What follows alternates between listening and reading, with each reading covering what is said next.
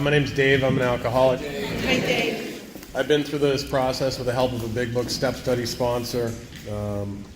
Currently kind of working on my amends and just trying to use these steps in my daily life. It's funny, when I have this just mental roller coaster, before the meeting starts, I'm speaking, I'm psyched, and then as soon as the meeting starts, it's, oh shit, I'm speaking. And then, throughout the reading, I'm asking God to, help remove the fear and just, kind of let me, use me to say whatever He wants to say today. And, then the fear starts to go away, and then we turn the page to the last page where there's just 20 words left, and then the fear's all back. So I guess I'll share kind of my experience before I got here. I went to my first AA meeting when I was 16 years old. I had never drank prior to being 16 years old. It was I'm pretty sure it was my 16th birthday. I don't remember which it was, but I either drank for the first time or I dropped acid. Immediately I was in love. I was just always uncomfortable in social situations and just awkward around other people. And when I was drunk or when I was high, I didn't feel like that. For the first time, I just didn't care what you thought. I was okay with being me, and I just wanted to immediately. I wanted to feel that feeling all the time. Somewhere in this, in the doctor's opinion, it said. These men were not drinking to escape. I was at first. In the beginning when I drank and got high, it was just because I didn't want to feel that feelings, all that uncomfortable stuff. And I went from a kid that was pretty successful in school and played sports, and then within probably about 7 or 8 months of getting drunk or high that first time, I dropped out of high school. And just absolutely tortured my poor parents. They put me in rehab when I was 16 because they didn't know what to do. All of a sudden, their good kid was a mess, and I was given the option of either going into rehab or not being allowed to talk to any of my friends. And I figured, I'd go to this rehab and say what I needed to say and get out after a couple weeks. And it turned out that I was, in a locked-up facility for 3 months, and that was an awful experience. And I did what I needed to get out of there. I didn't listen to anything. I didn't gain anything from it. I mean, I did gain something because the seed was planted. For the first time, I learned that I wasn't the only one that had these issues. But I thought I was a kid being a kid, and immediately I got out, and within a couple days I was drinking and getting high again, and then my life got really out of control when I was 17. I don't even know how I met him, but I had a gang member that was living in my apartment that was selling crystal meth, and then my place got raided by DEA and Orange County Sheriffs in California, and I decided, I had a problem, and I was going to leave California, but I thought if I left California, that was going to solve the problem. And I got here to Massachusetts, and I did what any 18-year-old drug addict alcoholic does. You get a girl pregnant, and you decide that maybe you'll play dad, and that'll fix things. And so I had my daughter was born right after I turned 19, and. I wasn't too bad at that point, but I met a guy. I worked with a guy, and he was driving me somewhere, and I looked in the back seat of his car, and I saw a Big Book, and I made some reference about I saw one of those once, and he ended up 12-stepping me, and I decided to get sober when I was 19 years old, and. But I really wasn't, I didn't think I was that bad. I didn't really think I belonged, so I really didn't do what was suggested. I just kind of, I went to a couple meetings. I had a sponsor that I didn't talk to. I wrote one of those autobiographical 4th steps where I just told everybody, and told him about all these other people who ruined my life.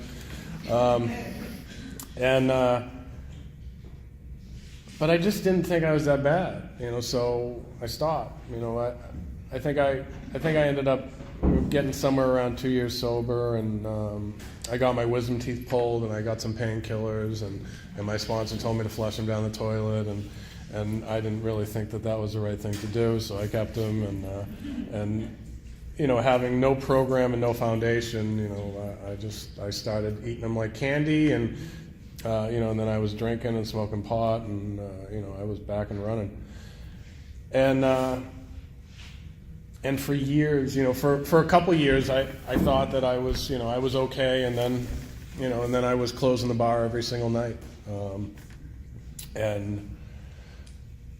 then I kind of I got away from alcohol, and I just really started smoking pot, you know, and I was just I was a burnout, you know, I just smoked and smoked and smoked, and, you know, and I didn't really think that I didn't think I had a problem, you know, and then I was 30, you know, and my entire 20s were gone. I had, you know, it was just a giant disaster, you know, no success.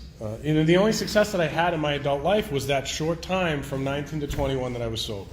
And after that, you know, my life was a mess, and I never really thought that it was the drugs and alcohol. I just, you know, I just thought I had bad luck, you know, and you know, and this one, you know, if they'd done this, then maybe I would have done that, and things would have been okay, but they never did this, you know, and so things were never okay, and then, you know, I was 30 and my life was a mess, and I said, you know, all right, well, maybe I'll try the AA thing again. So I think I got sober for a week. I think I went to meetings for a week, and you know, I just sat at meetings. I didn't talk to anybody, and I just, you know, I thought the same thing that I thought when I was 19, that this AA thing just sucked and it didn't work, and it was a cult, and you guys were all crazy and being brainwashed.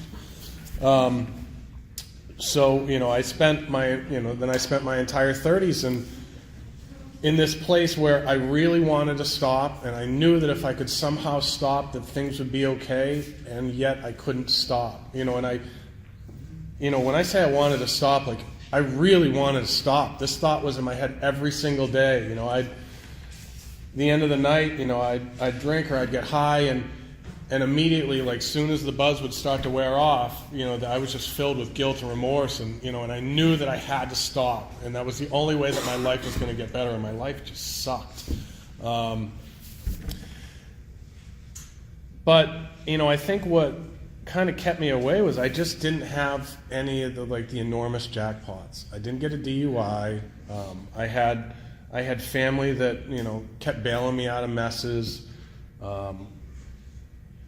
I didn't lose access to my child. I didn't lose jobs because I owned businesses, but, you know, I kept having business after business just fall apart, and you know, and somehow or another I'd figure out a way to, you know, borrow some money from this one, or, you know, borrow, you know, not giving it back, and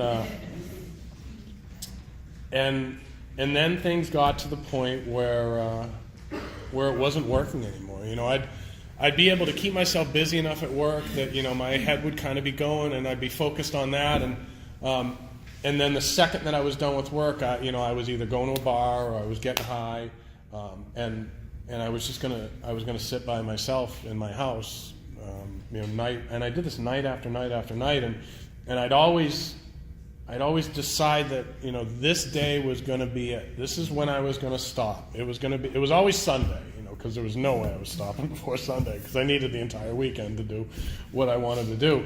And you know, Sunday night would come, you know, and I remember this. My bedroom has a porch right off it, and behind my house is, you know, woods, like literally 20 yards behind my house. And I would flush the rest of the pot that I had in my house down the toilet. I would grab my bowl, I would throw it into the woods, and then a half hour later, I'd be in the woods with a flashlight looking for my bowl. And I did this over and over, and I just kept setting these deadlines, and I truly was going to stop. And the times that I could stop smoking pot, I got drunk every night, you know, and that was, like, I had all these different plans. You know, first I'd stop smoking pot, and then while I still wasn't smoking pot, I would just drink every night so I could get past the smoking pot part. And but that never, you know, I never got past more than a couple days of doing that, and then, you know, I just throw up my hands and be like, you know, screw it. And that would last a day, and then, you know, the next day that same, you know, that guilt and remorse would come back, and I'd want to, you know, it was time to develop a plan again, and it was, you know, it was my daughter's birthday. You know, that would be the day, that was the day I was going to stop, because my daughter was the only one that I ever considered in front of me, and not even really in front of me, just kind of next to me. You know, I mean, if what she wanted to do lined up with what I wanted to do, then we were good. But you know, so I'm going to stop on her birthday, and then I'd wake up on her birthday, and I'd have just this like incredible sense of panic, and a lot of times I couldn't even make it like 2 hours before. I wouldn't necessarily start drinking or start getting high, but I would at least decide that that was not going to be the day I was going to stop. I was going to come up with plan B. I was going to stop the day after. So, you know, so still I could celebrate her birthday because it was going to be the last day that I ever drank and got high, because the next day was going to be my first day sober. And then that next morning would come, and I wasn't doing it. So, you know, after my daughter's birthday in October, the next logical time to stop was Thanksgiving. And Thanksgiving would come and go. And then it'd be Christmas, and then it'd be New Year's, and it was just one, you know, my grandmother's birthday, the anniversary of my grandmother's death. You know, it was one after another of these deadlines that would help me justify continuing to drink and get high up until that date. You know, I'd kind of be okay if I had this plan. You know, if I knew that this day was going to be the day that I stopped. So, you know, it got to the point where when I got drunk and when I got high, I didn't feel better anymore. You know, it didn't turn off all that crap going on in my head about all the things that I was falling short with. You know, falling short as a father, falling short as a son, falling short as a business owner. You know, all these things that just tore me apart in the few minutes that I was sober when I wasn't at work. You know, I was drinking and getting high just to turn that off. And then it didn't turn that off anymore. And that's when I knew that I was in deep shit. Ooh, sorry. Oh, he's got headphones on. Good. And that's when it got really bad. And I got to the point now where I was just trying to not be conscious. You know, when I wasn't at work, I wanted to be out. So, you know, I would drink, and then I'd smoke after, and that would put me out. And then I'd wake up at like 1 in the morning or 2 in the morning. And that was the only time in my life that I ever felt okay, because it was 1 in the morning. Nobody was going to call me, that I was going to avoid their call. I wasn't going to be forced into discussions with anybody that I was going to forget and then feel like an idiot the next time I talked to them because I had no idea what we talked about. You know, I wasn't supposed to be at work. I wasn't supposed to be doing anything. It's 1 in the morning. You know, this is a time that I felt okay with doing what I was doing. And you know, and then I'd pass back out at like 3, 4 in the morning. I'd wake up at 7, 8 in the morning. I was still kind of messed up, and I'd go to work. And the tipping point was, you know, I'm at work and I'm in a fog, and we got a large deposit from a vendor, and I put it in QuickBooks 2 days in a row, the same deposit, and I didn't realize it, and I realized it, and everything was about to crumble. You know, I was about to lose the business. I was about to, you know, and this is a business that I bought for my parents that is their retirement. I give them a pension that they get paid every week for the rest of their lives. So if this business crumbles, you know, not only am I screwed, but they're screwed. And then I've got to move in to their living room, and I have to, you know, and it, you know, that was a fate worse than death to me. I could not live with my parents, you know. And then I got to explain this to my daughter. You know, I got to tell my daughter, you know, well, you know, when you come visit me, we're going to be at Ron and Keepa's house, and you're going to sleep on the couch next to me. And you know, and then what do? You know, so I call an old friend from high school that I barely talked to, and I ask him if I can borrow $30,000. Yeah, like he's going to say, sure, why not? How about 50? And you know, and then I've got to. Now the only answer is I've got to escape. You know, I have to leave. So going to like an island and working at like a surf shop sounds like kind of a good life. You know, maybe I'll do that. But you know, it can't be U.S. territory because you know I owe the IRS so much money that there's no way that they're going to let me get away. You know, And this was my best solution at this point, you know, and I'd known about AA. You know, I thought about passages in Malibu, you know, head out to California for a couple of weeks, go to detox there, that'd be great. I looked up rational recovery online. I thought that was not... I did not want to do the AA thing. Anything but AA was, you know, I was going to try. And I got to the point where, you know, this was the only thing left for me was AA. And I came back. You know, I reached out to that guy that when I was 19 who had that big book, that I worked for him, that had the big book in the back of his car, and he was still in the program. And I reached out to him, and he took me to a meeting, and, you know, that was a Thursday. I remember it vividly. I just sat in that meeting and just cried, you know, just tear. You know, I just knew it was over, you know, and I didn't know how I was going to be okay, you know, because everything I did revolved around drugs and alcohol, and I couldn't imagine life where I wasn't drinking or getting high. I just didn't, you know, I didn't know how I'd do it. And I was growing pot in my house, and, you know, it was like, I was so broke, and it was like a week away from harvest, and I needed that money so bad, and I was all in, you know, and I was definitely all in to the AA thing. You know, I knew that this was the only thing that I had left. That I knew that this could work because I still knew a couple people in the program, and they got sober and they stayed sober and they were happy, and that's what I wanted. And you know, that guy went back with me to my house, and we cut down all the plants, and you know, it was, I can't believe I did that. You know, I you know, never in a million years. And you know, and I was supposed to. I had a trip going to somebody's destination wedding plan to Jamaica. I didn't go on the trip. You know, I was going to do whatever it took to get sober, and you know, and I just did it. You know, I went to meetings every day, and I got a sponsor, and you know, and I started doing this work. And my life changed dramatically. You know, I love this reading, The Doctor's Opinion. You know, I don't really think I cared much for it when I first got sober, but you know, now that I go back and look at it, you know, there's so much stuff in here. You know, my favorite part of the chapter is, you know, the guy that he talks that Dr. Silkworth talks about towards the end, where you know he the guy that partially recovered from a gastric hemorrhage and seemed to be a case of pathological mental deterioration. That's the guy that's what I relate to the most in this book. You know, I didn't have a gastric hemorrhage, but you know, I was a mess. I was a disaster. I couldn't solve, you know, problems piled up, became incredibly difficult to solve. I couldn't solve anything. I couldn't solve any problem in my life because I wasn't sober for 10 minutes to, you know, actually solve anything. You know, I kept burying it, throwing more dirt and on top and hoping it would go away, and you know, and it never did. And you know, he accepted the plan outlined in this book. That's all I did. You know, all I did was this. You know, when I first came to AA, I don't think I ever really even opened a big book. You know, aside from when I'd be in a big book meeting and maybe they read a story at the back of it, I had no idea that this is, you know, it's basically the instruction manual. This is how you get sober. You know, and this is how I got sober. You know, I accepted the plan outlined in this book.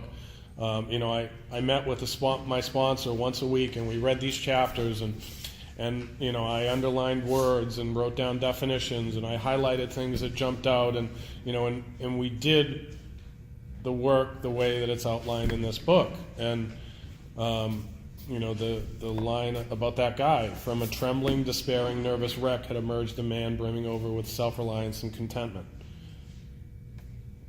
That's been my experience. You know, I couldn't sit and have a conversation with somebody, let alone sit in front of, you know, a room of 50, 100 people that most of which, you know, a lot of which I don't know.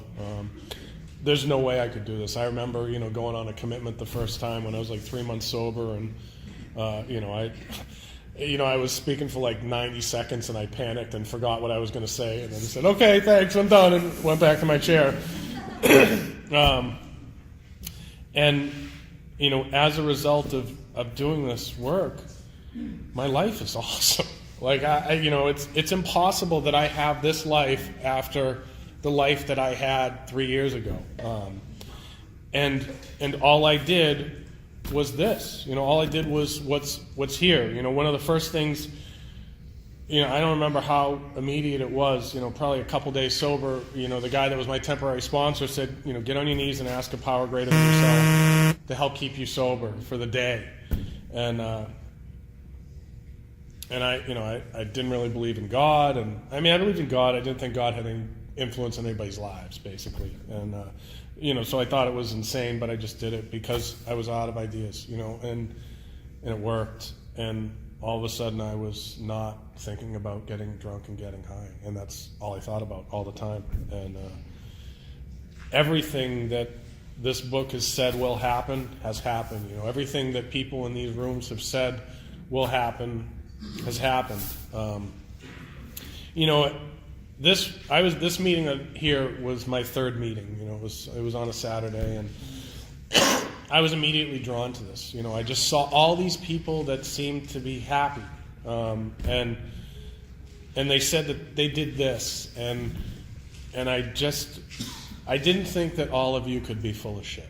I thought maybe like a couple of you could be if it was just a couple of you saying it, but everybody in this room said they did this and this worked and it changed their lives, and that's been the case for me. I have an awesome life, and I don't think that I would have this awesome life if it wasn't for step study and doing this work, and that's it. Thanks.